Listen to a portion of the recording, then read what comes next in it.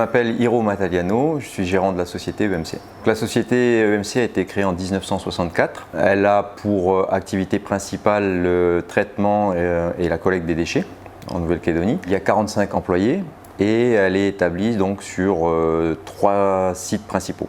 Donc en 2019, on a fait un gros investissement justement dans l'entreprise EMC et on a obtenu l'aide de l'État par le biais de la défiscalisation pour le financement de cet investissement.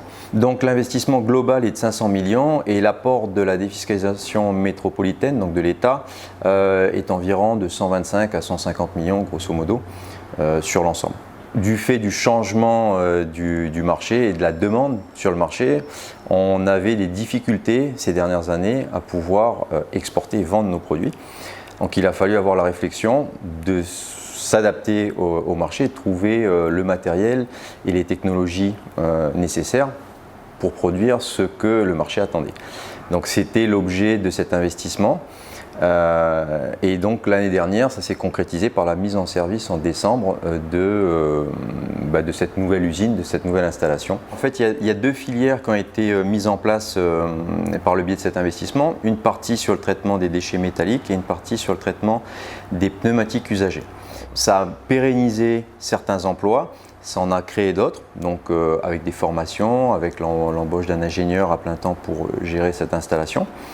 Et surtout, ça nous permet de traiter en plus grosse quantité des déchets qui sont principalement ce qu'on appelle les VHU, les véhicules hors d'usage, les D3E, déchets d'équipements électriques et électroniques, et qui nous permettent d'atteindre un taux de traitement bien plus important que ce qu'on pouvait faire avant. On a pour objectif cette année sur cette ligne de production de produire environ 9000 tonnes pour la première année, sur un objectif global de déchets métalliques à produire en 2020 de 20 000. Avoir des outils modernes de production pour des marchés aussi petits et en plus avec la difficulté de l'insularité, c'est bien simple, sans une aide, clairement on ne pouvait pas faire ces investissements. C'était simple, c'est économiquement pas viable, donc l'aide de l'État et du territoire est vraiment primordiale. C'est vrai que le métier de collecter et traiter les déchets, donc de les recycler, c'est quelque chose qui pour nous est une fierté. Et souvent on accompagne, donc là c'est plus le volet un petit peu notre fibre environnementale, on accompagne des associations, donc on a des partenariats annuels dans lesquels par le biais d'actions on aide des associations locales de protection de l'environnement en les finançant ou en apportant notre aide logistique, matérielle, etc.